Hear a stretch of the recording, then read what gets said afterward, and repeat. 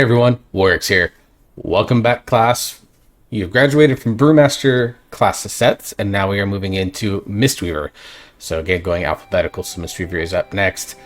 So in this video series, what we do is, this is what I dubbed the Monk Academy for the War Within.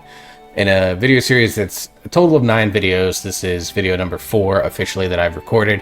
I do 3 videos for each spec. In the first video, we go over all the spells and abilities. The second video, we go over the talents. And in the third video, we go over the general rotation, or for Mistweaver, it'll be the healing priority. And then tips and tricks that we've discovered. And we talk a little bit about stats, but that's going to be kind of rough because it is subject to change. So right now we're in the War Within pre-patch. The pre-patch event has been up and going. I have not yet participated in it. I've done a few quests, but not completed it yet. So still some room for me to do some things, but I really just am going to let the people rush through, and then I'll go back in when it's not impossible to tag everything. So that's kind of where we are, to give you an idea of when I'm recording these. So some disclaimers to start off these videos. These videos are intended and designed for people that have never played Monk or never played Mistweaver. If you're an experienced Monk or an experienced Mistweaver Monk, you may not get much out of these videos. That said, if you clicked on them anyways, I do appreciate it. I would love that you shared it with anyone that you are trying to convince or that is expressed interest to you about trying out Monk or Mistweaver, because I'm hoping that this will help build connections. So in video 1, what we do is we go over the spells and abilities. Now, yes, that means we're doing a lot of reading of tooltips, but what I hope to do is kind of add additional context that the tooltips maybe don't get, or if you're a player that doesn't get a lot out of reading the tooltips, hopefully I make some connections for you on which abilities are important, which abilities are impactful, which ones are niche, core defensive, core offensive, core healing, all that fun stuff. In the second video, we go over the talent tree, and I'll dive into what talents are mandatory picks, what talents are flavor picks, what talents are niche picks, and which talents to avoid. And then in the third video, that's where we touch on that healing priority. All right, so again, this is intended and designed for people that have never really played the spec before, or if you're not really up to speed on everything that's changed with Monk as they've gone through all the class changes in the War Within beta and alpha cycles. This will hopefully help you kind of understand exactly what's going on. So if you are into this content, again, because these are coming out in 3-piece parts, otherwise the video would be like an hour and a half long, and I know for a fact that's not going to be something that someone wants to watch. So I've been breaking them up. So if you like this series, definitely go ahead and like, share, and subscribe to the video. I also am putting these videos up first on my Patreon page. So if you're interested in supporting me in other ways beyond just subscribing to this channel, of course, my Twitch stream is they're out there, linked below, as well as my Patreon page, so that you can look at these videos early before they go up on YouTube. Generally, they're going to go up about 3 days-ish is my goal before they come to YouTube. So without further ado, let's kind of dive into this. And we're going to start with passives. So for Mistweaver Monk, there's not as many passives that I think are really important compared to like Brewmaster, but there are still a couple that I want to take a look at.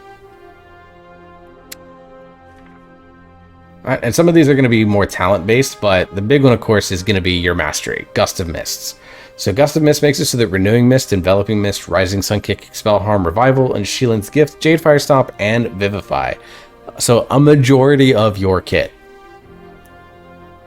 can cause a Gust of Mist, healing the target instantly for an additional percentage based on your mastery. Now, with the addition of Rising Sun Kick now impacting your mastery, it's made mastery slightly better for Mistweaver Monk, but generally speaking, because this mastery has no offensive benefit, and Mistweaver Monk is a true melee healer now, with the removal of a lot of the things that supported a caster build. Mastery's like fine, like it's not going to be a stat that you're going to go out of your way to get, but it is a stat that, you know, if you get it on a piece that's a high enough 5 level upgrade, you're not hating your life. And with more ways to proc it, Mastery does proc a lot more often in a traditional build setup. So like I said, it's a decent mastery. Anything that increases HPS is never a bad thing, but it is something that I wouldn't necessarily go out of your way to go worry about. It's not a stat like, I know, for example, like Restoration Druid throughout Dragonflight really valued their mastery to the point that they were getting it as much as they were getting haste. Mistweaver Monk's just simply not that way. Like, mastery is like fine, but it's not great. They value haste, obviously, most importantly, but they value crit and verse actually more than they do mastery. At least they did throughout the source of Dragonflight. So, again, decent mastery, not exciting, not something that you're going to track, and that's something that you're going to be paying attention to. You'll notice it in your healing meters when you do like a healing done check, but for the most part, not a big deal. Deep Clarity is a talent here that's in the Mistweaver tree that has made some adjustments here. Basically, when you fully consume a Thunder Focus Tea, your next Vivify triggers Zen Pulse. Zen Pulse, a former active ability that's now passive. Basically, it causes your Renewing Mist Heal over time to give a chance to your next Vivify to trigger that Zen Pulse. Now, this is actually something that does now have like an indication marker here. So there's like a thing here that will tell you, hey, your next one's going to trigger Zen Pulse. So what you want to do is when you get this Zen Pulse triggers, you typically want to target someone that is close to your mob. So don't target the Marksmanship Hunter that's off in the ether. Target your tank, target a melee that's in and around the fight, because that's where you're going to get your maximum value out of Zen Pulse. Teachers of the Monastery is still around, still a talent in the tree. Basically, it causes, but they made it so that it baseline stacks up to 4 now without having to bake it into Jadefire Stomp. At least I think that's the case. Yeah, so they don't actually have it. It's now baked into being 4 targets. Teachers of the Monastery is still here, as is Ancient Teachings as well. But Teachings of the Monastery is the baseline passive that you get. It was 3, now it is 4 baseline. Basically, it makes it so that your blackout kicks strike additional times, and then every time you blackout kick, each instance of that blackout kick has a chance to reset the cooldown on Rising Sun Kick. Rising Sun Kick, Blackout Kick, and Tiger Palm are still very important parts of the kit. They don't necessarily forsake your healing, but they do play a big part in your healing kit because they can help you enable other aspects of your healing setup. But that's really it for the major passes. The rest of these, like Crane Style, Zen Pulse, Teachers of the Monastery, Deep Clarity. I mean, let's talk about Crane Style real quick. So basically, Rising Sun Kick now kicks up a Gust of Mist to heal with 2 allies. So that kind of happens quite a bit. And then Spinning Crane Kick and Blackout Kick have a chance to do that. So it just makes it so that your damaging abilities do a lot more damage to healing conversion. Mistweaver Monk is the closest thing to Discipline Priest in terms of the play style thought process, where you do damage that converts into healing. It's not necessarily as powerful as true pure healing output, but it gives you like a hybrid aspect to your healing output that makes you A, more fun to play, in my opinion, but B, it gives you a lot more flexibility. So in these low damage situations, you can just focus on doing damage and you're still getting off that like little bit of healing. It helps a lot with rot fights. If there's a fight where there's like consistent damage, you can still do these things like Rising Sun Kick your target mobs on cooldown so that you are able to still get this healing through Crane Style, through Rising Mist, through Renewing Mist, all that fun stuff. So good passive. Again, it's one that you don't necessarily have to track. You don't have to track any Mistweaver passives, but it is good to know that they are there and understanding that they are doing what they're doing. In the class tree, all of these passives are going to be part of your spec tree, with the exception of Mystic Touch. Basically, you gain increased physical damage taken by 5%. I did not talk about this in the Brewmaster video, but it is still important to point out here because it is technically your raid buff, but I'm going to go ahead and say now that in my personal opinion, I think this raid buff is one of the least valuable raid buffs now to a raid scenario. And in Mythic Plus, it's always been like very party setup dependent, because every class now does significant amounts of magic damage. There are some rare exceptions. Warrior still does mostly physical damage. Hunter, the ranged hunters in particular, do a lot of still physical damage. Windwalker even still does majority physical damage. So there are still some specs where this buff will be very valuable, but a majority of your specs now that you think of traditionally doing physical damage now do mostly magic damage. DKs, Unholy, and Frost both do shadow and frost damage a majority of the time. Blood DK is also the same, does a lot of shadow damage now. Warrior, a lot of nature damage through Thunderclap, and Mountain Thane is only going to enhance that, but But, you know, they're like still the exception. Arms Warrior still does a ton of physical damage. Bleed damage is considered physical. Fury Warrior can get this through Mountain Thane with some more enhanced nature damage, but still does a lot of physical damage. And Warrior does like a good blend really at this point, because Thunderclap does nature damage, and Thunderclap is a big part of the rotation. You look at Paladin. Ret Paladin does a lot of holy damage, a lot of holy strike damage, so holy physical, so a lot of blended damage there. Same thing with Prop Paladin. You look at Druid, Feral Druid, a lot of physical damage through its bleeds. Again, another spec that really is enhanced by this.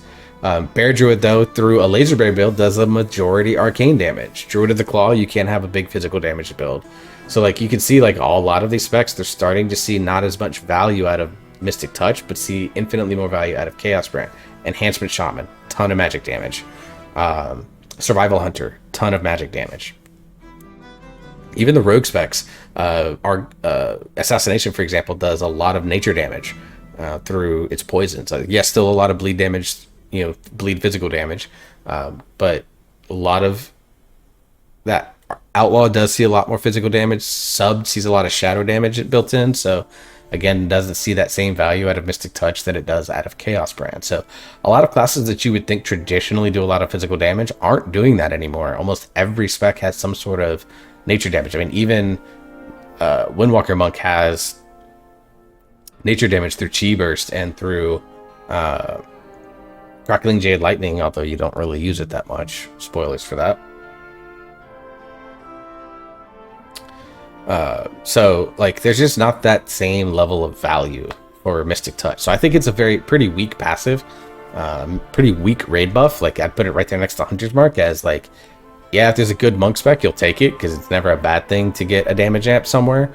But if you don't really have the specs, like the specs that really benefit from it aren't great, then you're not going to see a ton of value.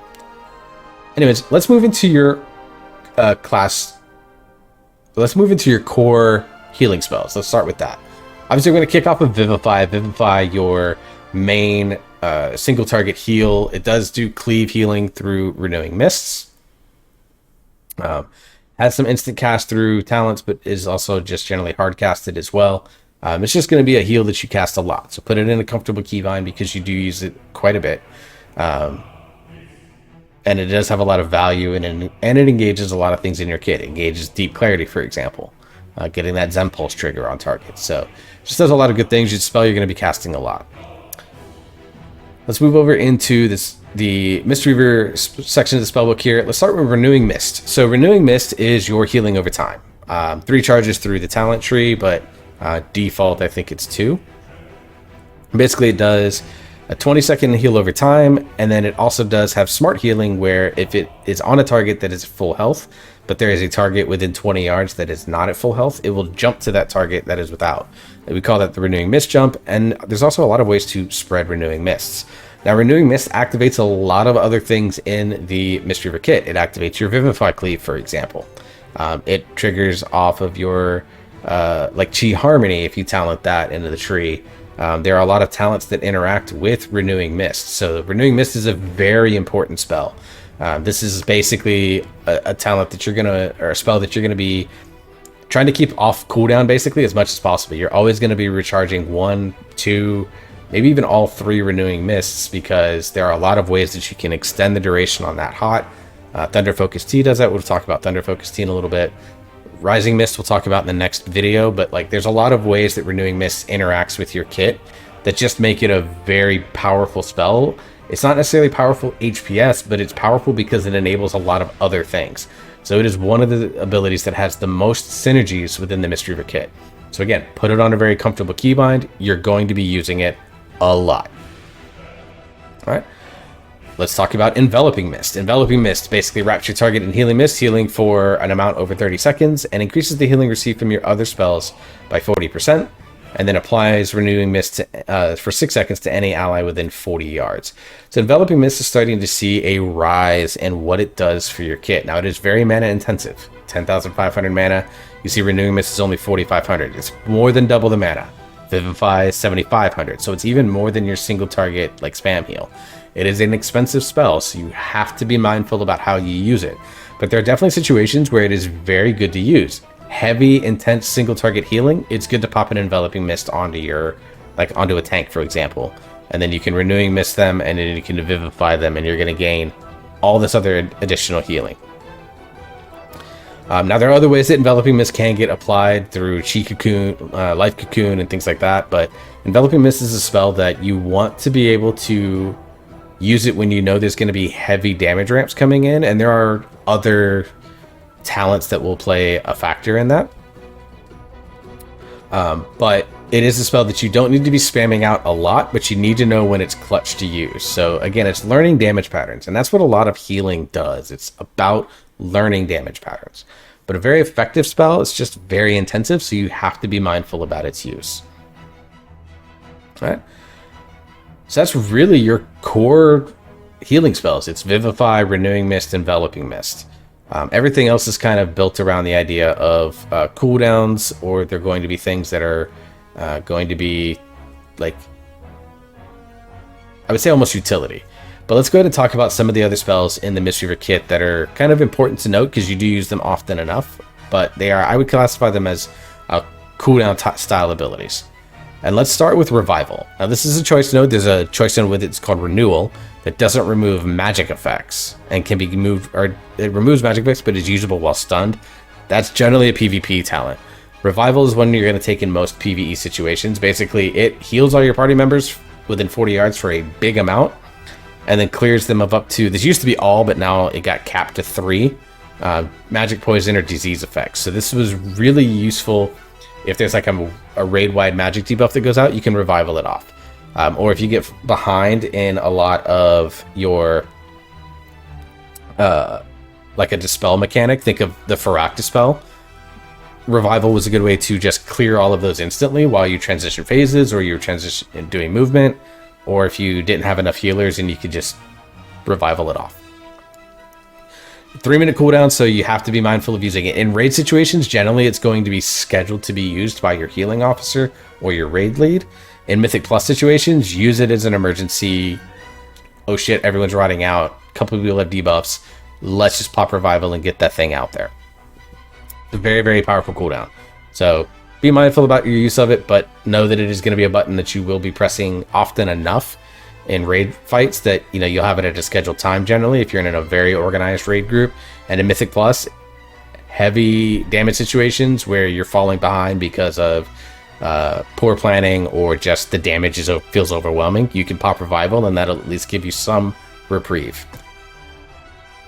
Let's talk about Chi Burst. Chi Burst is a spell that doesn't see very heavy use, although that's changing a little bit with the fact that things like Essence Font have been removed, and you don't see a ton of builds that take Soothing Mist, for example.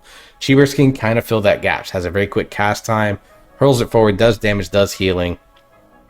It's kind of a utility spell. It's really good to use in periods of like low damage where you don't necessarily have like a Rising Sun kick or a Blackout kick up. You can just pop a quick Chi Burst. It has no mana cost, so it's very efficient in that regard. Whereas like I believe even Tiger Palm here, not Tiger Palm, but like Blackout Rising Sun kick and Blackout kick, Rising Sun kick has a mana cost. So like if you are low on mana, you can always just like Chi Burst is a way to fill time. I wouldn't put this on the most comfortable keybind. I'd put it somewhere where you can access it, because in situations where you're like low damage and you don't really have much to do, you can always pop a Chi Burst. It's pretty efficient. Go from there. All right, let's talk about Jadefire Stomp. So Jadefire Stomp is a spell that is the old Phalanx Swift, or Phalanx Stomp from Shadowlands, the Night Fae Covenant ability. It's been brought back, renamed, and reskinned. You can still get a glyph that makes it the old Covenant ability look. I personally like the new look. Basically what this does is this strikes down a path before you, does nature damage and healing to anyone that you happen to step on, so positional acumen plays a part. And then while you're fighting in it, because of talent setup, you can go. Now I'm going to see if I can get most of this to show here. Yeah, so this is what it looks like in its new version. It's kind of cut off because of the small space I'm on here. Let me come out here. Let's come over here. over here to them streets. You can see this is what it looks like. It's very big in this form. And while you're standing in it, you do get a buff. You can see right here, I've got this Jade Fire Stomp buff. Basically, it just makes it so that you have a better chance to reset the cooldown while you're standing in it. And Jade Fire Stomp is important because it does a few different things. You know, so it does here Ancient Teachings. This talent here does activate this, which helps increase, which basically gives you that disc priest kind of gameplay mode where you do damage to do healing. So Jade Fire Stomp going to be very important because it's the way that you activate Ancient Teachings. We'll talk more about that playstyle a little bit later. All right, Reawaken is just your healer res, so not much to say about that. Let's talk about your Sheelan's Gift. So Sheelan's Gift, let's start here, and then we'll talk about your T's, and then we'll talk about Life Cocoon, and then we'll hit the kind of the elephant in the room, as I haven't talked about, is your Celestials.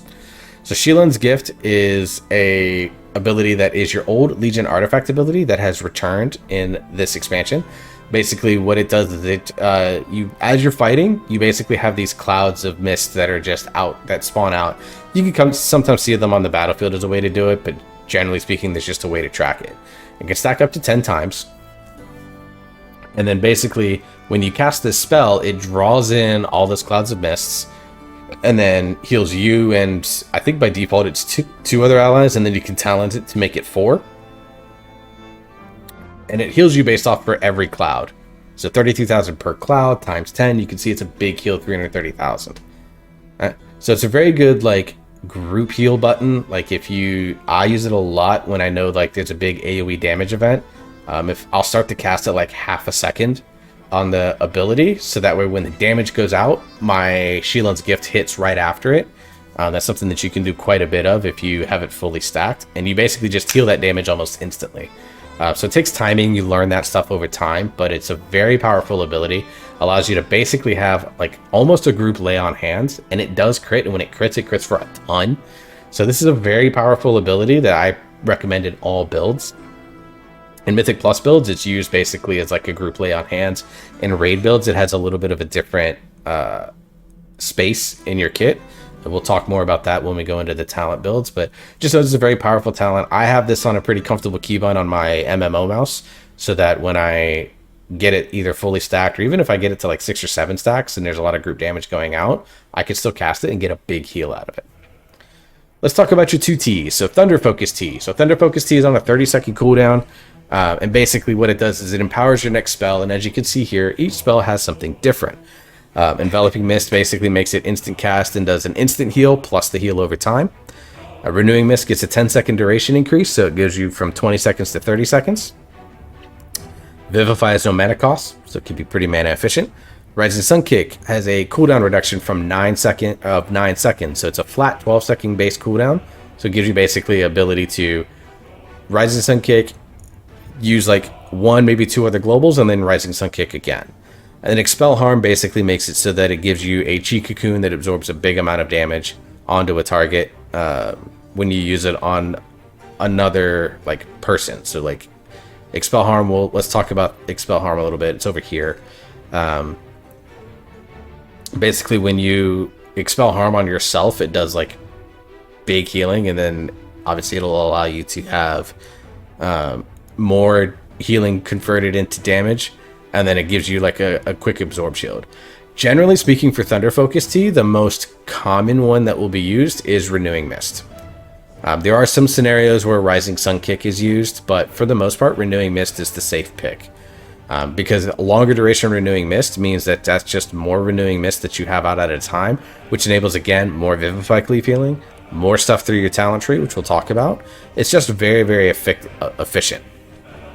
And of course, Thunder Focus T also activates Deep Clarity, which means your Vivify, which, you know, could be an no mana cost, triggers a Zen Pulse.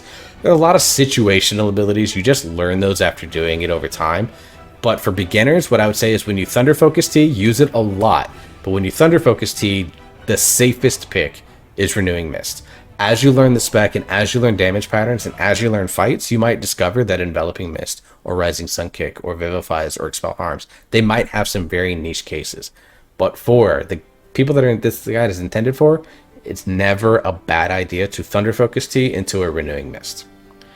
All right, let's talk about Mana Tea. So Mana Tea is something that stacks up over time. This has been reworked during Dragonflight. And basically, this stacks up to 20 times, right?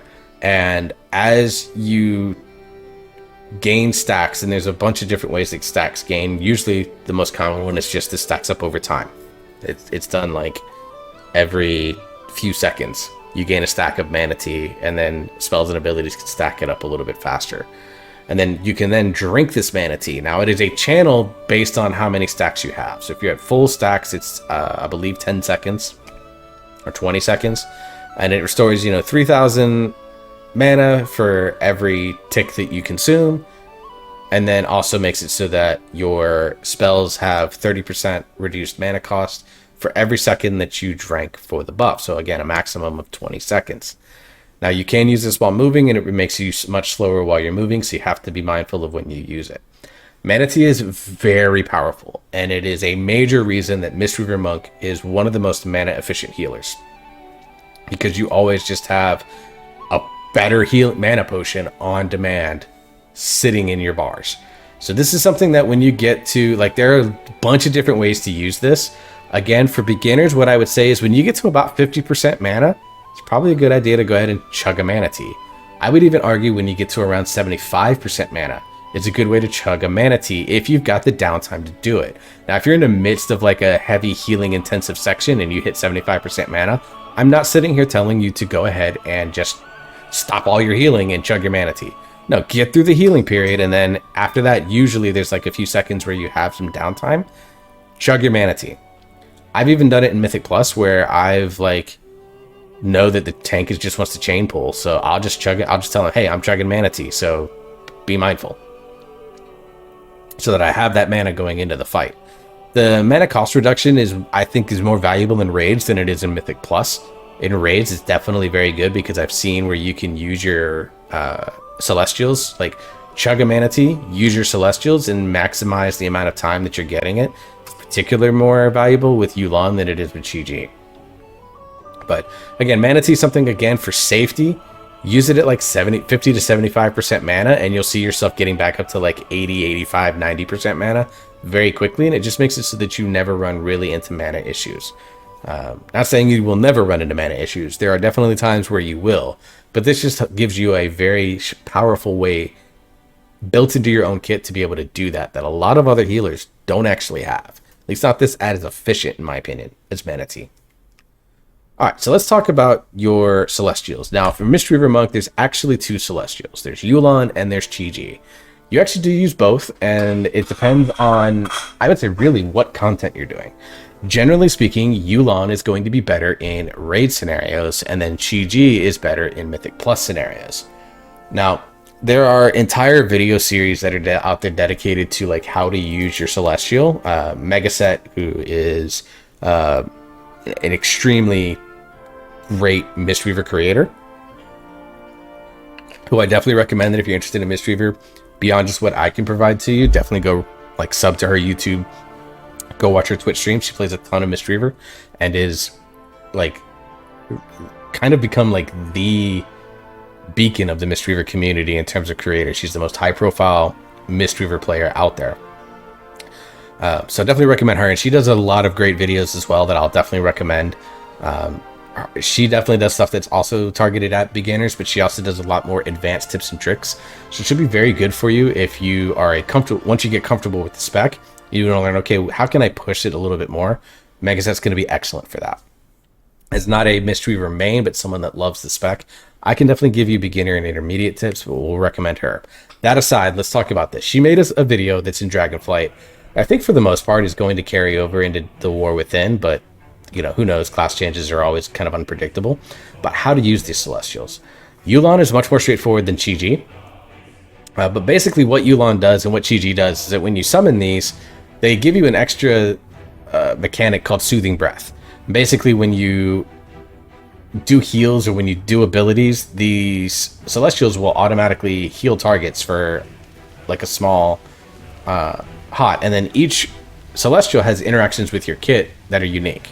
For Yu'lon, what she does is that she will reduce the cost of Enveloping Mist, which, if you remember, is our kind of heavy mana cost. It's like 10,000 mana. It reduces it to 5,000 mana for her duration.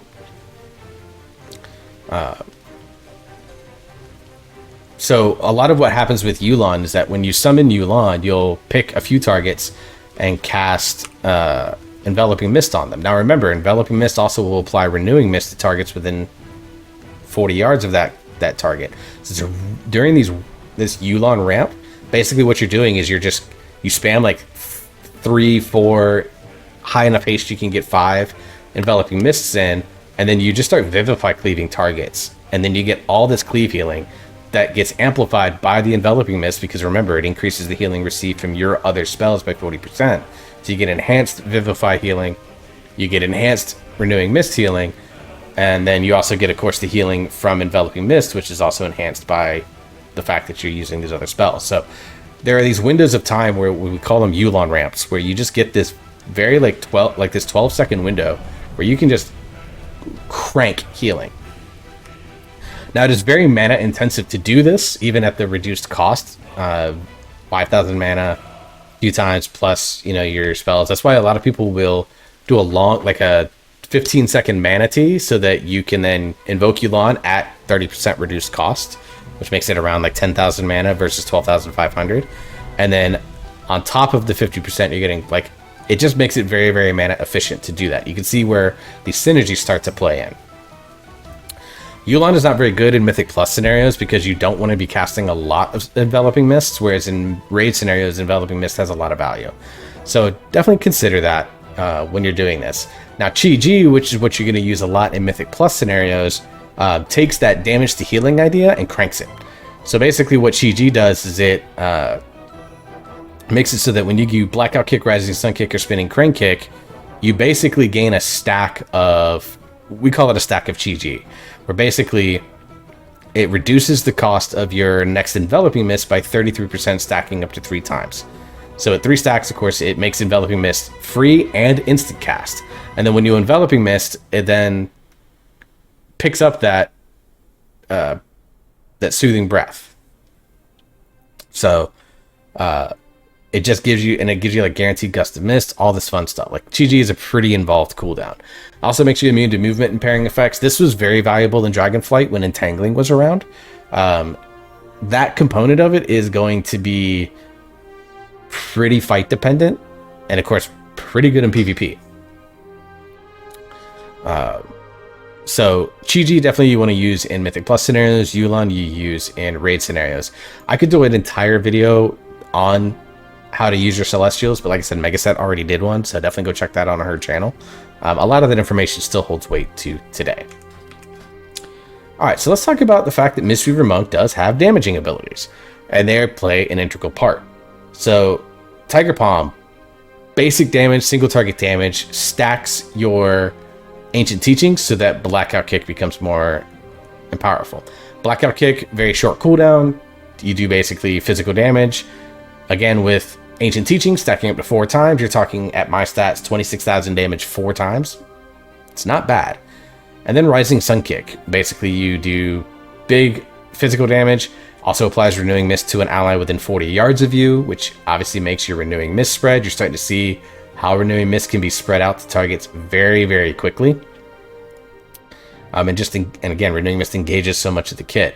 So Rising Sun Kick, very important for Mistweaver Monk. I would say if you are prioritizing a damage ability, Rising Sun Kick is the one that you always want to use. And then typically you want a Tiger Palm, Blackout Kick, and then Spinning Crane Kick. All have kind of what's the scenario? All right. Spinning Crane Kick right here. Spinning Crane Kick basically just does your spin to win.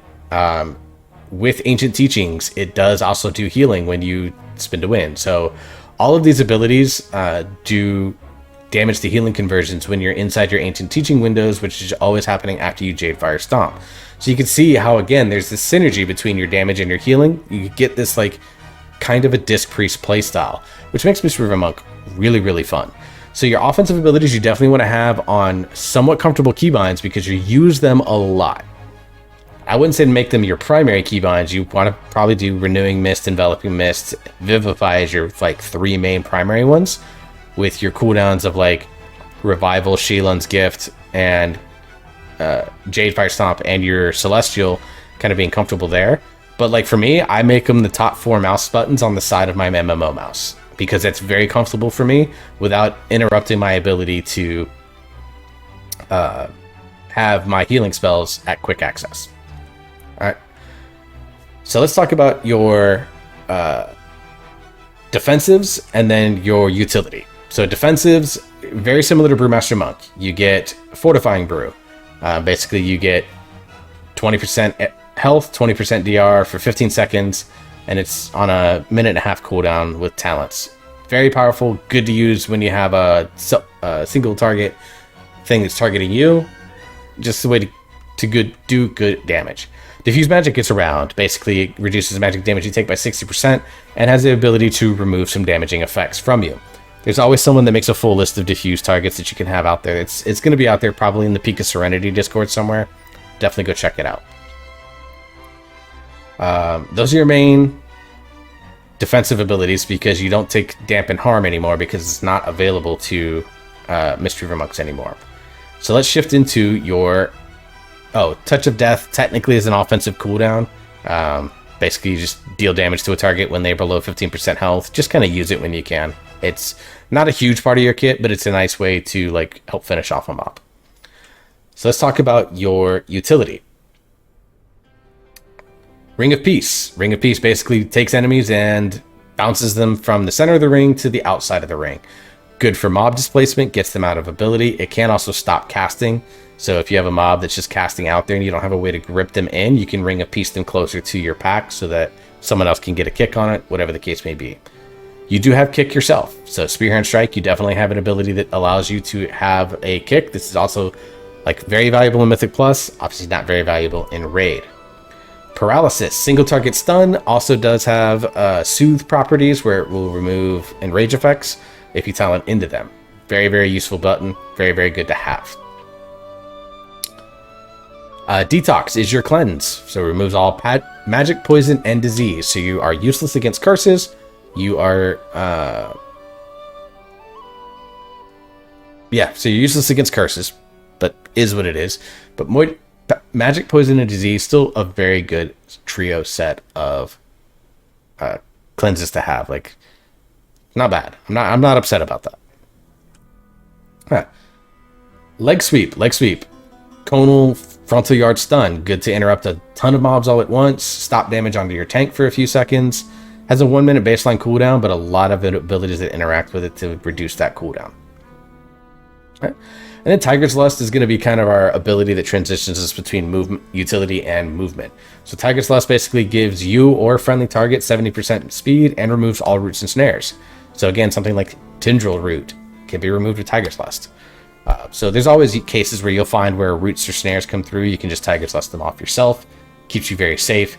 Or you can use it on like a slow friend, a warlock, a priest, a DK, although if they're taking rider, not so much anymore. Maybe even a paladin that doesn't have horse. Just allows you to give them a little bit of a movement speed. So very useful. So let's transition into your movement abilities. Roll. Roll a short distance. There are talents now that interact with roll that make roll go a little bit longer. And then there's this lighter than air passive, which we'll talk about in the next video. That makes roll very nice mobility. And it's baseline to the class. So you don't have to talent into it. And you get it really early. It's like level 5 or level 6 that you get it. Like it's really early. All right. And then let's talk about Transcendence. So I've done a whole video series on Transcendence. I will probably do the same during Season 1 once we get into the dungeons and I can play around with the tech. But basically Transcendence makes it so that you can transfer between 2 spots. So you can see it leaves behind a little shell of yourself. You come running over here. You switch places with it. Now it does have a cooldown. It's 45 seconds that you can do between your Transcendence, but there are abilities that allow you to do that a little bit quicker. Transcendence, very, very good for, if you can pre-plan it, it's very powerful, but you can also use it as a way to just like, hey, I have to move away from the boss because they have a big circle around them. Place a Transcendence before you go, roll out, and then you can Transcendence back in once that circle goes away. Lots of really cool ways to Transcendence tech, and there are talents that interact with it. So Transcendence is just, like I said, very powerful. All I don't think I missed any abilities. If I did, call me out in the comments below. Provoke and Crackling Jade Lightning are abilities that I would generally avoid. Crackling Jade Lightning doesn't have a big involvement in the kit. It's not very powerful anymore, in my opinion. Just not something that I do a lot with. And Provoke is just a taunt. Very rarely do you want to taunt mobs onto you, so we'll go from there. But if there's anything that I missed, definitely call me out in the comments below. Class, I hope you enjoyed today's session. So until the next video, I hope you all stay safe, enjoy yourself, you're having fun, you keep on gaming, and we'll see you next time.